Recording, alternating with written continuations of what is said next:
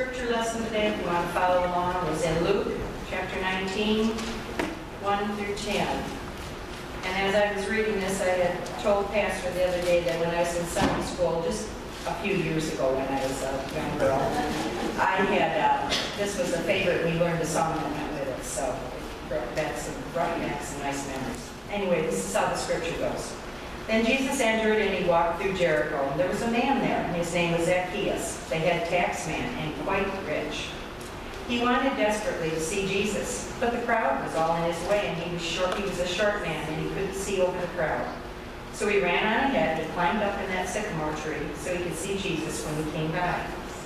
When Jesus got to the tree, he looked up and he said, "Zacchaeus, hurry down. Today is my day to be a guest in your home." Well, Zacchaeus scrambled out of the tree, hardly believing his good luck, delighted to take Jesus home with him. Everyone who saw the incident was indignant and grumped. What business does he have getting cozy with this crook?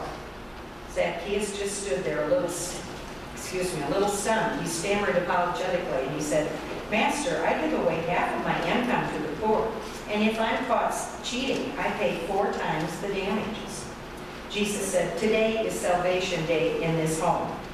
Here he is, Zacchaeus, son of Abraham, for the Son of Man came to find and restore the lost."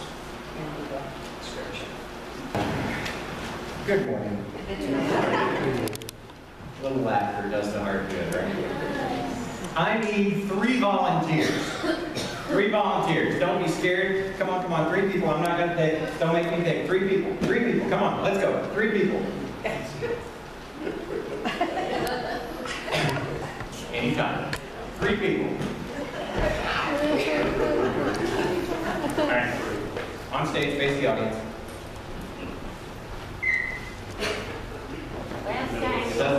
It doesn't matter who goes where. Last time you almost made me fall down. Jamie doesn't trust me anymore. All right, so here's the deal. Here's what's going to happen. I'm going to give each of you $5. See, Jamie? See what happens. All right, $5. $5. Now, here's the deal. Are you all 3 going to be here next week? All 3 going to be here? Okay. So here's what's going to happen. Next week, I'm going to ask for my stuff back. All right? But I want you to do something with that $5 between now and then. Okay? So whatever you want to do, you can do it, but you have to be able to bring whatever it is back here. Okay? Does that make sense? All right. We'll check in with you next week. Go sit down. Let's give them a round of applause.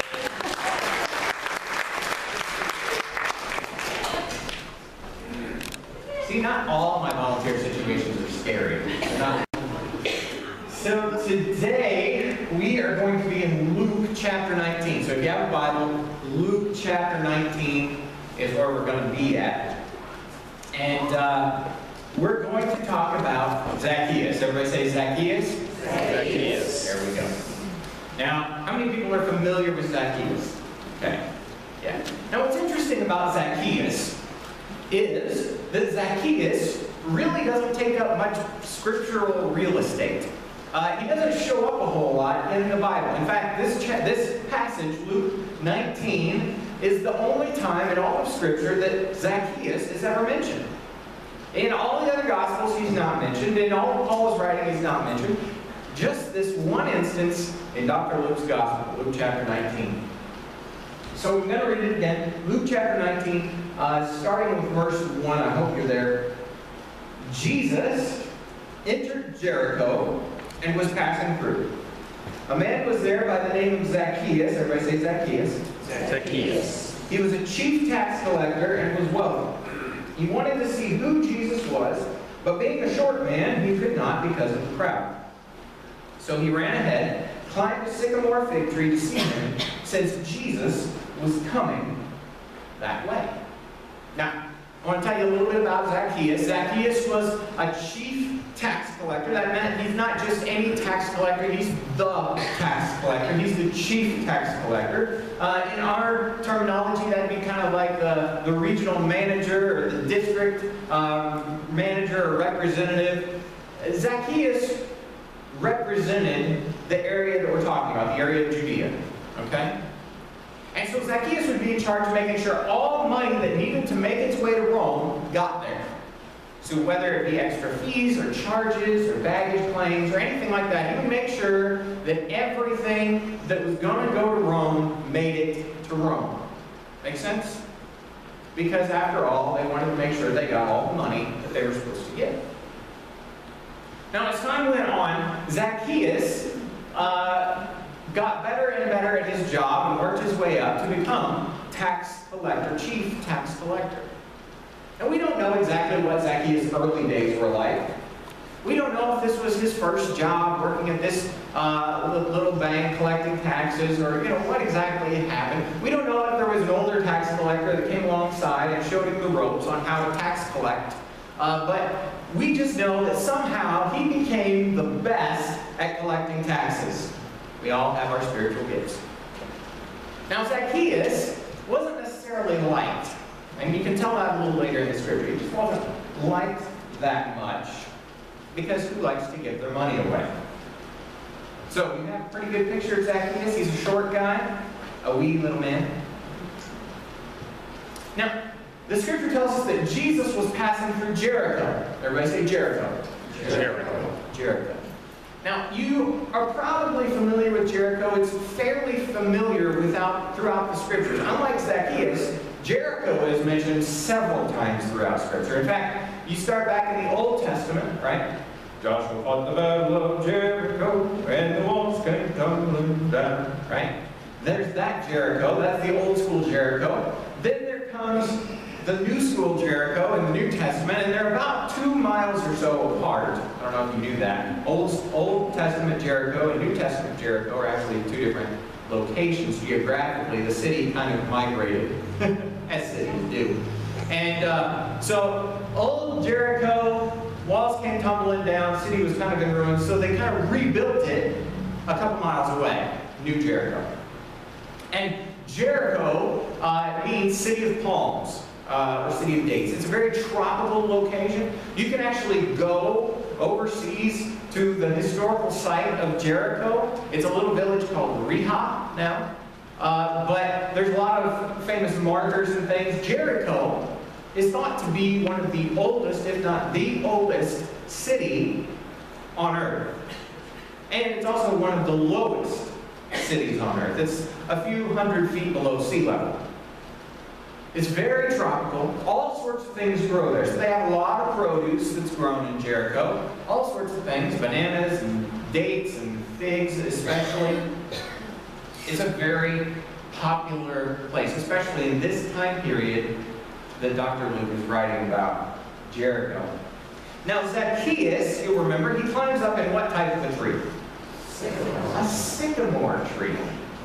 Now, I don't know if you know this or not, but if you actually go back to the original Greek, the word sycamore is the word sukon morea. Everybody say sukon morea. Sukon morea. Yeah, you can kind of hear sycamore in there, right? And the root word sukon means fig. So he climbs up in a fig tree, right? Sukon morea tree. Sycamore tree. Now I promise this will all make sense very soon. But I need to lay the groundwork so that later when I deliver that, you're like, what? Luke chapter 19. Hope you're still there. Continuing on in verse 5.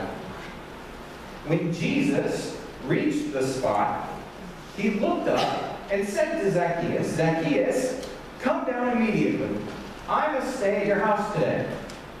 So he came down at once and welcomed him gladly. All the people saw this and began to mutter, he's gone to be the guest of a quote-unquote sinner. But Zacchaeus, everybody say Zacchaeus, Zacchaeus stood up and said to the Lord, look, Lord, here and now I give half of my possessions to the poor, and if I've cheated anybody out of anything, I'll pay back 4 times the amount. And Jesus said to him, today salvation has come to this house, because this man too is a son of Abraham. For the Son of Man came to seek and to save what was laws. Now, Zacchaeus had a job, right? He was the chief tax collector. And that meant he had to make sure that all of the money laws were being followed. And so he would enforce all of the fiscal, economic, financial, money laws. He would go around, make sure things were covered. Make sure everybody paid their taxes on time, paid their dues on things. Now, an interesting thing here, you might even call it a fun fact if you like. Way back when the nation of Greece was in charge. Everybody say Greece? Greece. Greece conquered a lot of the known world. Think back to history class. Some of you slept through it, but just think back to the notes that you crammed in for that test that you forgot to study for, okay? Greece conquered a large portion of the known world, including this area near Jerusalem and Jericho. And there was a lawmaker by the name of Sokan, I believe his name was, or maybe Solon, I don't remember if it was an L or a K. I've slept since then. He passed out these laws, made sure these laws were passed, and one of the laws that he passed was a ban on the exportation of figs. A little strange, right? But if you know anything about figs, and I wanted to have a fig here, but they're out of season right now. If you know anything about figs, figs are really good for you. They have all sorts of fiber and nutrients and all sorts of good things that help your body function at a higher level. And the people of Greece realized this, they found this out, and so they decided, we're going to keep all this fruit that makes us better, we're going to keep it all to ourselves. There's no shipping it out of the country, no shipping it to these other countries, because we might end up fighting them one day. We want them to be dumber and slower than we are. I mean, that was the general thought. Okay, so we're going to keep all the figs. This seems bizarre, I know, right? But there's this ban. Nobody ships out the figs. It's about to get good. Are you ready? So Zacchaeus, I want to read it again. Zacchaeus in Luke chapter 19, he's up in this fig tree. Okay. Jesus comes walking by. Zacchaeus wanted to see Jesus. He's eager to see him. He's heard all the stories about this Messiah, this Savior. He was a Jew working for Rome. Again, another reason not to like him. He's a Jew working for Rome, but he's still a Jew. Right? He remembers all the Sunday school lessons. The Messiah will come. The Messiah will come. The Messiah will come. And the rabbi would stand up in front of the gathering, and he would repeat the same thing over and over and over again. I hate it when pastors just repeat the same things over and over again. And so Zacchaeus knew that the Messiah was coming, and there was a lot of rumblings that this Jesus was who they were waiting for. And so he hears he's going to be passing through his area. He's got some business to attend to in Jericho that day. So he decides, you know what, I'm going to take a break in between my appointments, and I'm going to meet Jesus. I at least want to see the guy. See if he hovers a couple inches off the ground, or how do they know he's the Messiah? And so he gets there, but all the people are taller than poor Zacchaeus. And we don't know that Zacchaeus was a member of the Lollipop Guild or not, but he's just a shorter, that was Wizard of Oz reference. Try and keep the references, so that everybody can connect. Now I'm totally off. So he tries to get these people, but he can't see over them. All he sees is backs and shoulders. That's it. And so Zacchaeus is a little bummed. They hadn't invented platform shoes yet. And he says, you know what? I'm going to have to find a way to see Jesus. I haven't taken this time out of my day just to miss him. So he runs ahead of the crowd. He climbs up in a fig tree of all things, and he waits. And Jesus comes passing by. Zacchaeus spots him. Jesus spots Zacchaeus, and he says, Zach, I need you to come down from the tree up there. I'm going to come to your house. And that one statement was huge. Because Zacchaeus didn't have any friends. See, nobody liked Zacchaeus. He was a traitor. He was a tax collector. Nobody liked Zacchaeus. Nobody ever offered to come to his house. And he really didn't go to other people's house except to collect money. So nobody was ever happy to see Zacchaeus, except Jesus. This one statement, this one action, this one gesture was so radically different that Zacchaeus is all shaken up, and he comes out of the tree all giddy and excited, and he says, all right, Jesus, let's go to my house. And they go to Zacchaeus' house, and nobody likes it. Everybody else, they chat. What's he doing going to this guy's house? Doesn't he know what Zacchaeus has done? Doesn't he know the type of person that Zacchaeus is? Why would he go to the house of this sinner? Why would he be a guest there? Zacchaeus obviously hears some of these things being said. So these people aren't hiding their disdain for Zacchaeus. It would be like if I'm, talking here to Christina about Barb. Let me tell you about Barb. Right? Oh, Barb. Oh, Barb, And so Barb would be able to hear it, and she'd be like, oh, I'm offended. What did I do? Zacchaeus kind of had the same reaction. Obviously, these people aren't hiding anything from Zacchaeus. They aren't showing any pretend, like, oh, let's be buddies, Zacchaeus. They just don't like the guy. So they don't care what they say in front of him. And so they call him a sinner and question why Jesus would love somebody like that. And Zacchaeus. Because Jesus shows this incredible, radical, totally different type of love to him. He says, you know what? I need to make this right. So he turns to Jesus and he says, Jesus, here and now, right now, from this moment forward, I'm changing everything. I'm going to give half my stuff to the poor. Like they can just take it, half of it. Now we know Zacchaeus was wealthy, right? He was Hey, you're paying attention. He was a chief tax collector, and so probably he would say, you owe Rome 12 pieces of silver, and I'll keep 2. Right? He was a wealthy guy. But he says, here and now, because of what Jesus has done, I'm changing things around. Life from here on out will be different, and so I give half my stuff to the poor. I got to make this right. I've made people poor. And then he says, Luke chapter 19, verse 8, then he says, and if I've cheated anybody out of anything, I'll pay back 4 times the amount. If I've cheated anybody out of anything.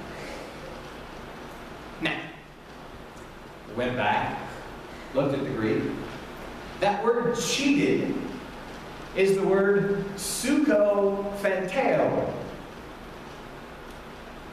If you're paying attention, it carries with it that same beginning, that same root word, suko, right? Which means fig. Phanteo means seer or revealer. If I have revealed the figs, if I've seen the figs, if I've narked anybody out when they've tried to export the figs, are you tracking? So Zacchaeus is down at the docks. It's late, it's dark, street lights hanging over. And there's this big tanker, and it's got a huge crate on it that says, figs. There's these guys in masks, and they're trying to get the figs out of the country as fast as they can. Zacchaeus said, boys, what you doing? Tell you what, we'll keep it quiet. You just give me a little something extra. Okay. You could get in trouble for exporting figs. I know I said this before, but you need to get this. You can get in trouble for shipping out figs. You can get in trouble for going to somebody's house, climbing up in their tree, stealing their figs, and then trying to sell them. Figs were really, really important. Zacchaeus was a fig informer. Zacchaeus would have had to go to protective custody because he told about the figs. You guys are going to go back home and do it. There's something about figs, but I don't have. What was that about?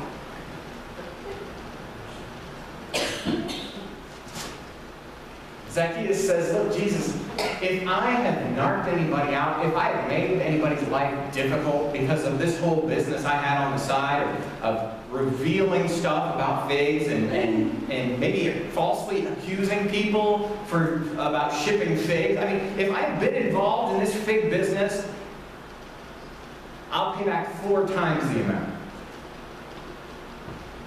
Jesus says, today, salvation has come to this house. For this man too is a son of Abraham. He's a Jew too. He's a person like every one of us. He is a fellow man. For the Son of Man came to seek and save the lost.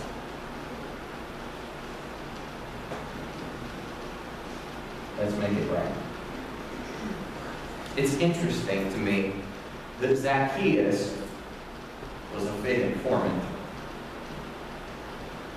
And it was the one thing, his wealth, wrongfully acquired, that kept him from a right relationship with God. You can bet he probably didn't go to the temple much. Can you imagine going to church and nobody liked you?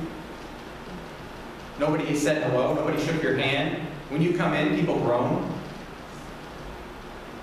It wouldn't make it a very friendly place, right? Right? Right. Agree with me. But Zacchaeus climbed up a fig tree so that he could see God. God uses the very things that are in between us and Him to highlight His glory, His love, His perfection. And when we are ready to say, you know what, I'm going to move this thing that's in between me and Him, I'm going to move this thing out of the way and get rid of it so that there's nothing standing between us. Then Jesus says, today salvation has come. The Son of Man came to save the lost. Good story, right? I think so.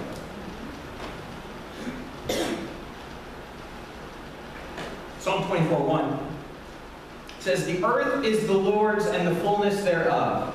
Last week we started a brand new sermon series entitled Money. Everybody say money? Money. And Psalm 24 says the earth is the Lord's and the fullness thereof. Everything on planet Earth belongs to God. It is His. As we were going to the nursing home on Friday, one of the songs that was requested that we sing is that old Sunday school classic, He's Got the Whole World in His Hands, right? And we sing that song, and it's got emotions, and it's fun, but the truth behind it is eternal, right? God holds it all in His hands because it's His. It belongs to Him. He made it. Genesis, in the beginning, God created the heavens and the earth. He's in here belongs to Him. Every shirt that's in this room belongs to God.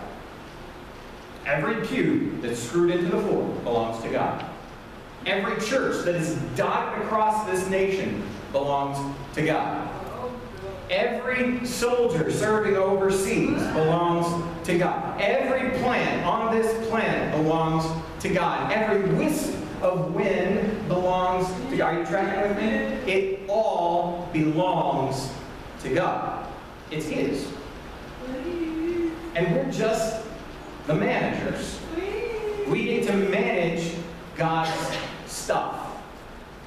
Now, oftentimes when somebody reads through this story, they stop just short. Right? They'll read through Zacchaeus' story. They end with the Son of Man came to seek and save the lost, which is great. But Jesus kept going. Because He wants us to make sure that we know how we handle God's stuff is important. Proverbs chapter 3, verses 9 through 10 says to honor the Lord with your wealth and with the best part of everything that you produce. And then He will fill your barns with grain, and your vats will overflow with good wine. Now, honor the Lord with all you got, all the stuff you've been given, and God will bless you with much. Right? Filling your barns with grain, vats overflowing with wine was just a sign that God had blessed you abundantly.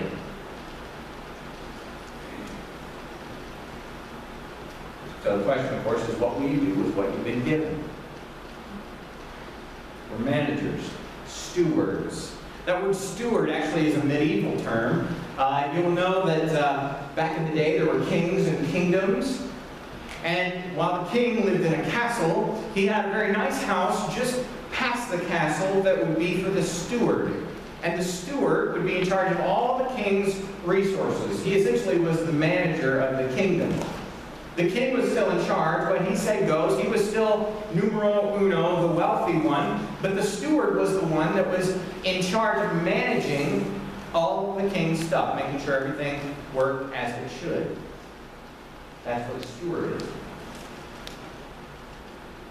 I don't know about you, but I handle things differently when they don't belong to me. A couple years ago, before Parker was born, my nephew was born, my nephew Aiden, and Aiden was born 1 pound, 1 ounce. Parker was small, Aiden was smaller. And Aiden had a lot more complications, medical issues. He had some breathing problems, he had some eating problems, he had all sorts of problems, issues medically, so he was in the hospital for a long, long time. And several months after he was born, he finally got to come home, and we actually were able to go out and see Aiden for the first time. So we go out, and my wife had been out a couple months prior. This was the first time that I'd been around this kid. We go out there, and we go to my brother and sister-in-law's house, and we walk in, and they have the bassinet there, and there's this little baby, tubes and wires and monitors and cables and all sorts of stuff, bags and things, hooked up. He said, "Here, you want to hold him?" In my head, I'm thinking, no, not really. Oh, just hold him.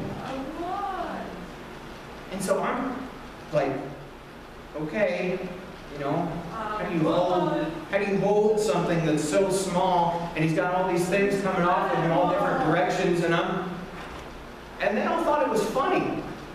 Like, he doesn't know how to hold kids. I was scared I was going to break the kid, right? What happens if he stops breathing? And actually, later that night, his heart monitor went off. They had to pick him up, pat him on the back so he could breathe again clearly. And then I had some. And maybe some of you see me. I had no problem tossing him in the air. Everybody was holding their breath. How's Tyler going to handle having a little boy? How's he going to handle having a baby? Checking in all the time. Like, it's different when it's yours. Do you drive a rental car the same way you drive your car? Maybe you've never rented a car. Did you drive your parents' car the same way that you drive your car?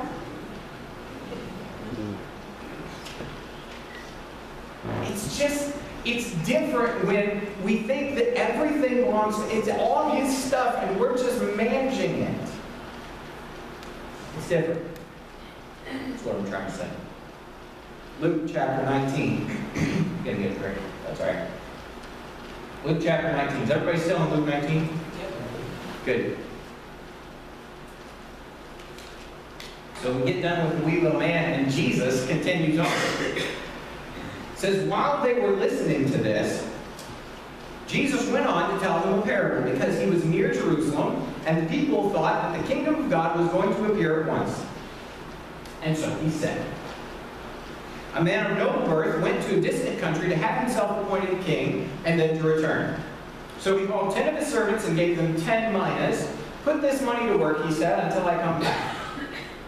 But his subjects hated him and sent a delegation after him to say, we don't want this man to be our king. He was made king, however, and returned home.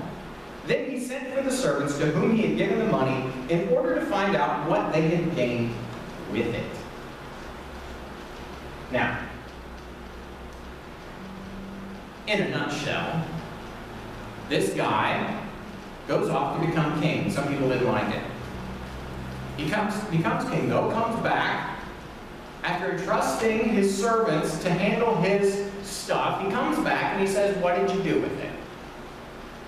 Now, some of you are already thinking, I've heard this before. Yeah. No, you haven't. Probably not. Jesus tells a different parable in Matthew 25, the parable of the talents, which you've probably heard. Luke 19 doesn't get preached as much. So this guy, he's the king, and he says, boys, probably no girls would be handling it at that point in that culture. He said, boys, here's what I want you to do. Here's 10 minas, which is about the equivalent of $20, not a lot. He says, okay, here's a little bit, here's a little bit, here's a little bit, here's a little bit. Do something with it. I'll be back. And then he comes back, and he actually checks back in to see what they've done with it. Can you believe that? Somebody who gives you a task and then comes back and says, well, what did you do?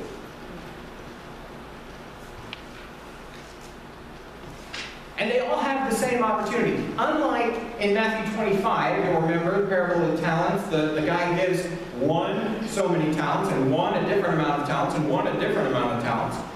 In Luke 19, he gives them all the same amount. Everybody has the same opportunity, equal opportunity. Do something with it.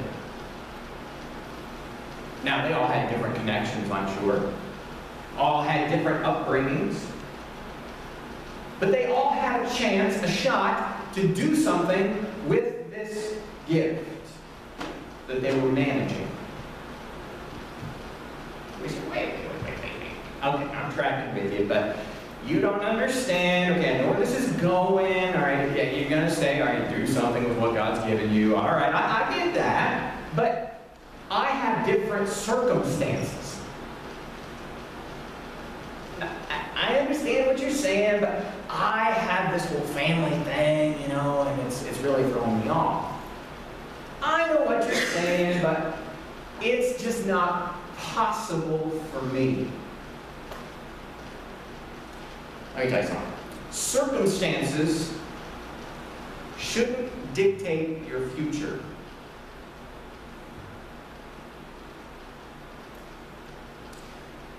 Because you hear all sorts of stories, rags to riches tales. Grew up in the hood, didn't have any money, 17 kids in a small one-bedroom, and then I grow up and I make something of myself, and now I'm living the high life. We were actually watching a show called American Ninja Warrior the other day. It's basically a glorified obstacle course. And thousands of people from around the nation come to compete in this huge obstacle course. And it's tough. Nobody's actually finished the course. It's hard. It's nothing to sneeze at. And yet people from all over compete. And we watched one guy who was ex-military who had his leg blown off, and now he has a metal prosthesis, and he's bounding across on these platforms and walking this tiny little rail, and you go, huh. There was another guy who had cystic fibrosis, and if you don't know what that is, it's basically a mucus buildup in your lungs and in your body, so it's really hard to breathe. He has to wear a vest that plugs in and vibrates so it shakes all the mucus out of his lungs so that he can breathe properly. And he stands at the starting line ready to go. So you can look at your circumstance and you can say, boy, I'm short. Boy, I'm poor. Boy, our church is small. What can we do? God says, everything. As long as you're willing to remove those obstacles that are in the way so that we can work together. Now, it requires wisdom. It requires some discipline. These guys, these servants who are lined up carrying the master's minas, they're all ready to go, but it takes some discipline, right? Some wisdom. A couple weeks ago, I competed in a 5K, and I didn't drink at all. Whatsoever.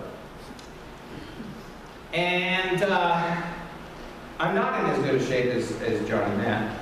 Well, I'm in a shape, but it's a different one. And so I'm running this race, and I'm just doing my thing, man. I'm just, all right, I got my tunes. I'm cooking. What's it been, about a mile and a half? Oh, first block. Okay. All right, well, I think I'm going to walk for a little bit. And I made my way through the race, and they had water off and on. You know, make sure you drink and stay hydrated and all that stuff. Okay, I'm chugging water. And I get to the end of the race, you know, the last stretch, the home stretch. There's some people from the church there, and Rachel's there, Parker's there. I'm like, okay, gotta look good for the kid, you know, so, all right. And it's Chariots of Fire playing like, dun, dun, dun, dun, dun, dun, dun, dun, dun, right? And I get to the end of the race, and I cross the finish line, and I'm like, yeah! No, I was like, never doing a 5K again, you know. I get done with the race, and I'm standing there, and there's a power pole laying on the ground, and I'm looking at it like, oh, that looks really comfortable right now. And Jackie Sparrow's there. She's serving as the medical presence. No, keep walking. Okay. So I keep walking, and I don't feel so good. And I'm walking, and I still don't feel so good, and I'm like, okay, I just need to, I'll be okay. There's kids running around, there's all sorts of families all over the place. It's a nice day, if I remember. I got my hands on the head, and I'm breathing it out, and I'm just like, okay, all right, we can do this. I can do this. And I start walking alongside the wall, and I'm like, okay, I'm good. I'm good. And I burped. Not good. I'm not good. Not good at all. And so I turn, and I start walking very briskly to the bathrooms there, hoping and praying that nobody is in my way. And I get to the bathrooms, and I fling open the door, and there's nobody in there, and I thank God, and I make my way to the stall, and I for a while. The discipline is hard at first, but it's a whole lot less painful than the consequences. Had I trained for the race, it would have been hard. But I would have survived a whole lot better afterwards without losing all that valuable water. The discipline is hard, but it's a whole lot less painful than the consequences. Go back to Luke 19 and finish up. Because there's a reason this doesn't get preached. So he gathers the servants together, the ones he'd given the money, in order to find out what they'd done with it. The first one came and said, "Sir, your mina has earned 10 more.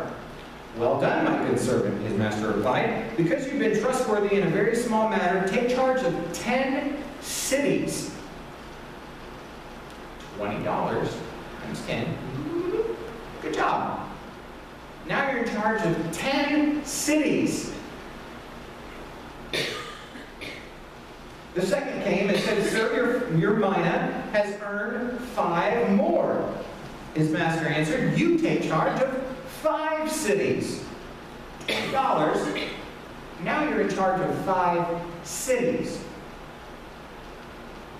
Then another servant came and said, "Sir, here is your mina.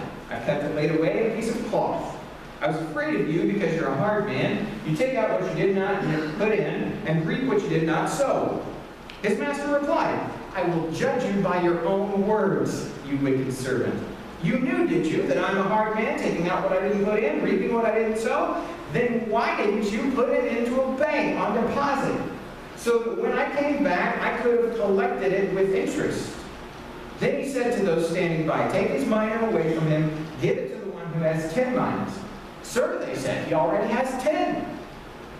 He replied, "I tell you that to everyone who has, more will be given.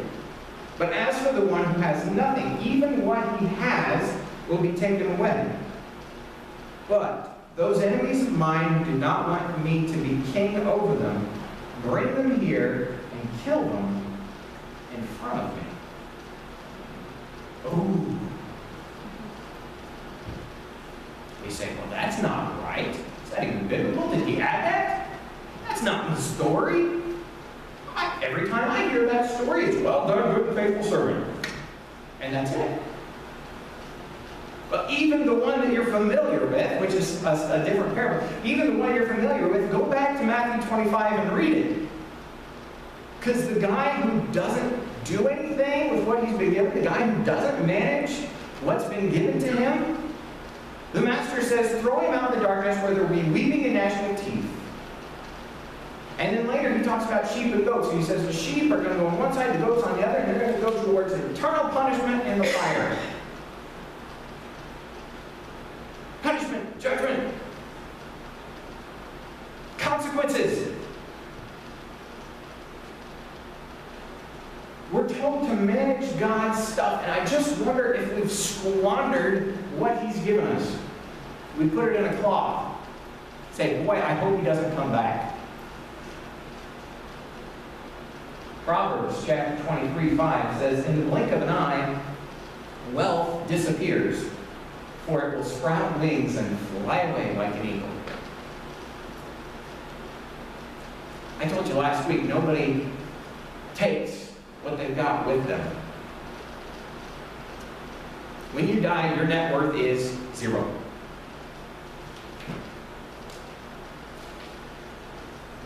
And yet we still chase this money thing, and it doesn't last. Ask somebody in 2008 where their retirement went, where their property value went. It doesn't last. Ask me when I'm at Best Buy and there's a sale in the electronics section. It doesn't last. You got to do something with what you've been given. Maybe you're like Zacchaeus. You go, boy, I've been given a lot. I got to do something with it here. I'll give half of it to the poor. I'll fix all the relationships that I've messed up. Make things right. Maybe you want to dig yourself out of whatever hole, debt or whatever. I need to get this right so that I can move forward and I can help people. I can't help people if I'm in a hole. Maybe it's just about reprioritizing your budget. Because when it all belongs to God, that should affect every aspect of our lives, not just what we do in this building. It should affect our budget, should affect our pocketbook, should affect our groceries, should affect our giving, should affect all sorts of things.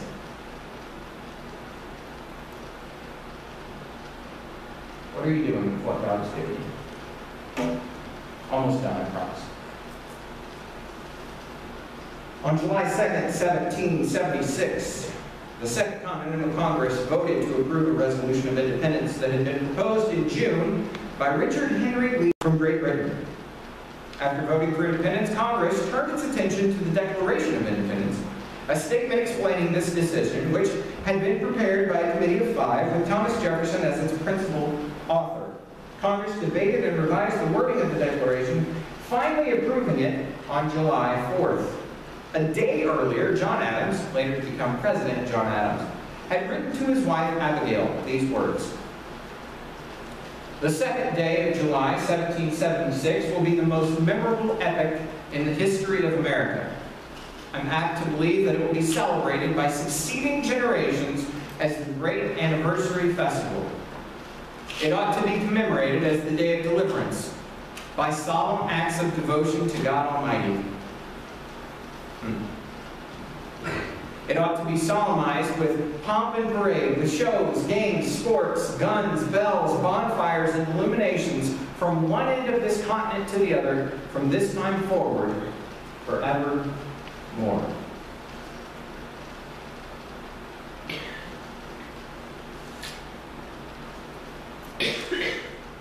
So, how are you using your freedom? Hard fought, we celebrate that much of it. But what are you doing with it, really? What are you doing with your figs? Those things that have been given to you. Are you using them as a platform to see Jesus better? Or are you using them against your fellow man?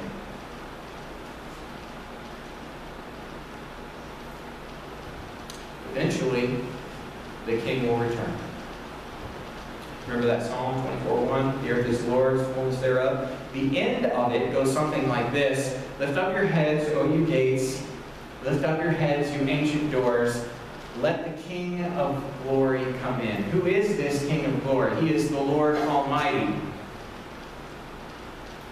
The King is coming. And when he does, he's going to ask, what'd you do with my stuff?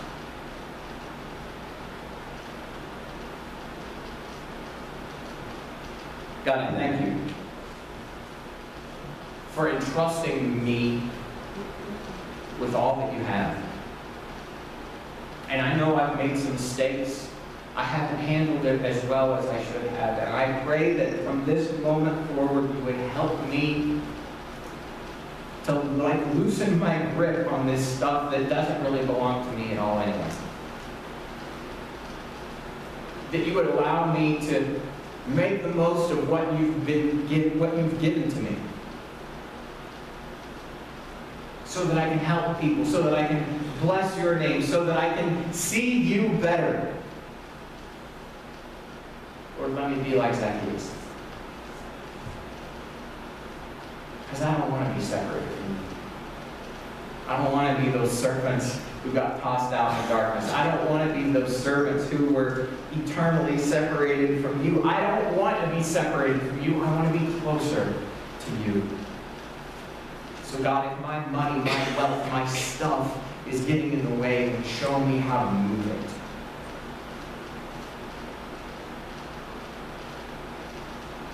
Father, thank you for Jesus, Savior, the one who rescues us, the one who gives us true freedom. And it's in his name that we pray. Amen.